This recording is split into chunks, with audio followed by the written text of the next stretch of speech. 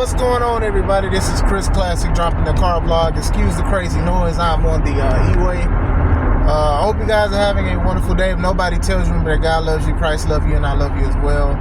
Make sure you subscribe to the Taking On podcast, where I talk about professional wrestling topics, and I put up my matches as Classic out for a professional wrestler of 13 years. Make sure you also subscribe to C3 Ultimate Wrestling. That is me and my wife's professional wrestling company that we will be getting back August 30th. A few days away, this Saturday, Dyer, Indiana, Harold's private venue. Get your tickets now on Eventbrite. They are $5 off. Kids and adults price tickets $5 off, but they'll be $5 more at the door. Bars. I wanted to talk about this a couple days ago, but with everything that went on with that situation, you know, I made 2 videos about it. I don't want to make more, contribute another video about it and stuff like that. I think I've talked about it enough. You know, like I said, the details keep getting worse and worse, but still, this is what I really wanted to talk about a couple days ago. I wanted to talk about The Undertaker. Now, you guys know that The Undertaker is my favorite wrestler of all time. I think he is the greatest wrestler of all time, right? And we spoke about Hogan's passing and stuff like that, and we talked about, could you differentiate a wrestler from the actual person in their personal life. Now, I'm not sitting here saying I'm putting Undertaker in that same light as a lot of other wrestlers who have had controversies, but I am here to say that, Undertaker, you've been running a little bit foul, brother. You've been running a little foul. Like, I made the video and I was talking about how, you know, he talked about people backstage doing TikToks and stuff when he first started and all of that. They was on the monitor, they was looking at the monitor, and it's like, I understood both sides, but I feel like that comment was unnecessary, because you can do and make a lot of money. You can promote yourself, you can promote the wrestling business that you're in through TikTok, through social media and stuff like that. And I've said that, and I know a lot of people have been upset when he said that back in the day wrestlers didn't have video games in their bag, they had weapons and stuff like that. Now, to Undertaker's credit, the situation that did happen, I know I'm talking about it again, unfortunately. This is one of the reasons why they used to have those kind of things in their bags, because just in case you had to pop off and show somebody because of some situation, anybody just talking crazy. So I will say that. That's all I'm gonna say about with that. But still, some of Undertaker's takes, his sides with politics, his sides with gun rights, and a lot of stuff have rubbed people the wrong way, and some people was like, okay, well, we just care about The Undertaker. So still, this, I don't see how anybody can validate what he did to his homie Matt Lyda. I hope I'm saying his name right. So Matt Lyda was the co-host of his podcast 6 Feet Under with The Undertaker, and from what happened was it was Matt's idea to do a podcast featuring The Undertaker. So, and I'm gonna say this about Matt. Matt obviously knows who's the star of the show, but I think from what the episodes that I saw, Matt did a great job reeling him in and asking him questions and bringing things up. Hey, let's talk about this, or do you want to talk about that? And I think that that's great when it comes to co-hosting and podcasts. Like I said, I've said it many a times before, everybody does not deserve to have a podcast, let alone a platform. But when you sit here and you have a good relationship and you know how to bring in stuff and talk about things and y'all friendship, that's very, very important, because sometimes people just grab a microphone and just speak negative all the time, and it's just like, okay, what else can you talk about? Like, do you know anything about wrestling? Do you have any history about it? How about this and how about that? But to each their own. So we all know that, like, you know, a lot of people was looking at the podcast because Undertaker has been very, very secretive for the majority of his career as The Undertaker, because he was protecting his character, he was protecting the aura, he was protecting everything. So a lot of people was like looking at the podcast. They was looking at it because they was interested, and he had interesting guests. He had interesting people that would show up. So we all know that WWE took the channel, took the name and everything, and then I forgot the other company that is sponsored by, and now his wife, Michelle McCool, is a co-host now, and they basically got rid of Matt.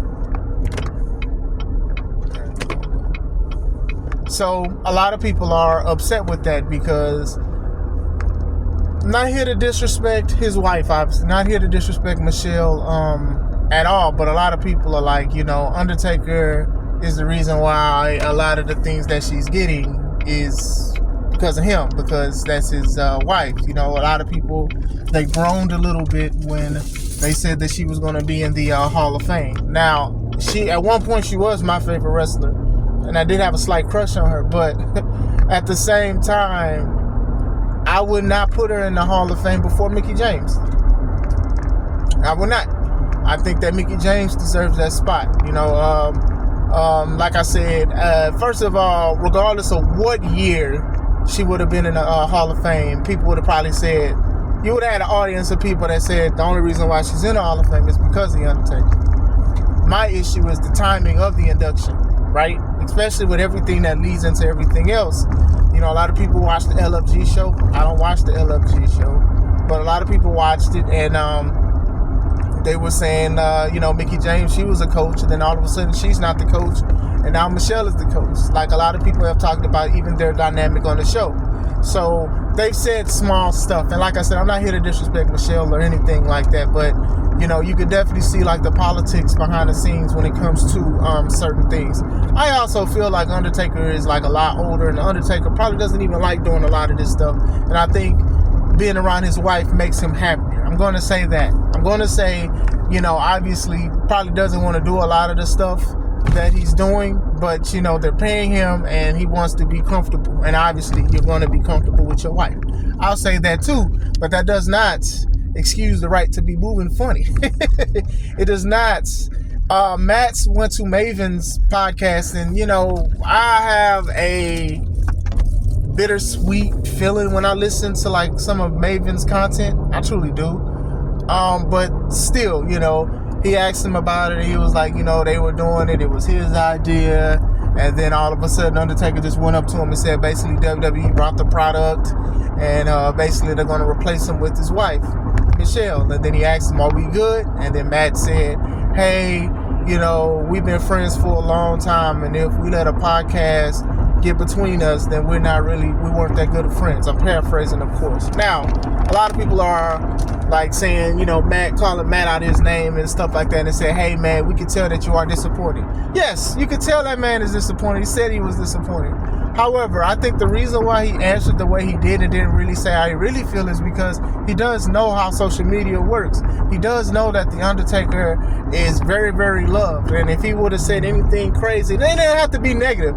He could have been completely honest. If he would have said anything completely honest, people would have just still went at him. Oh, how dare you? Undertaker gave you an opportunity, even though he created the show and he you know, asked him and persuaded Undertaker to do it. How dare you disrespect the legend? How dare you? What have you done? Like, this is what the IWC brings to the table. What have you done? What have you done? You have done nothing. How dare you say anything? You should be glad that you was working with your friend and blah, blah, blah, blah, blah.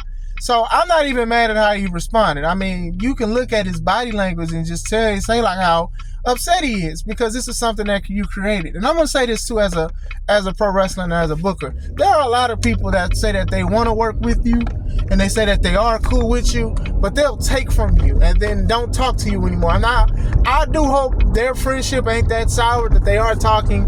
But trust me, I know like a lot of people will see the potential of what you have, and they'll either try to emulate, simulate, or steal it from you. I'm definitely been down that road before. We'd be like, oh man, I thought we was cool, but we wasn't cool. You was just cool with the product because you thought that you could take from it and stuff like that. Trust me, wrestling is not always this great thing. Sometimes you get your heart broke. Not saying I got my heart broke.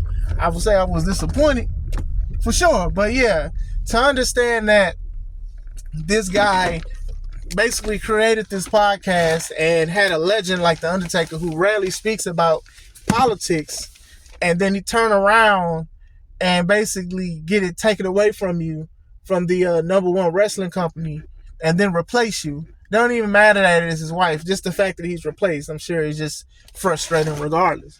It's crazy. That was a little foul. I do wish The Undertaker would have moved a little better, but like I said, I'm not, you know, hey, he should have moved a little bit better than that. I don't know. Some people have said the product is not as great. I haven't watched it since. Yeah. Well, let me know what you guys think. Do you guys agree with The Undertaker's decision? Do you think he moved foul? Like, what do you guys think? Let me know. Hope you guys have a wonderful day. It's a Chris Classic. Let's take it home.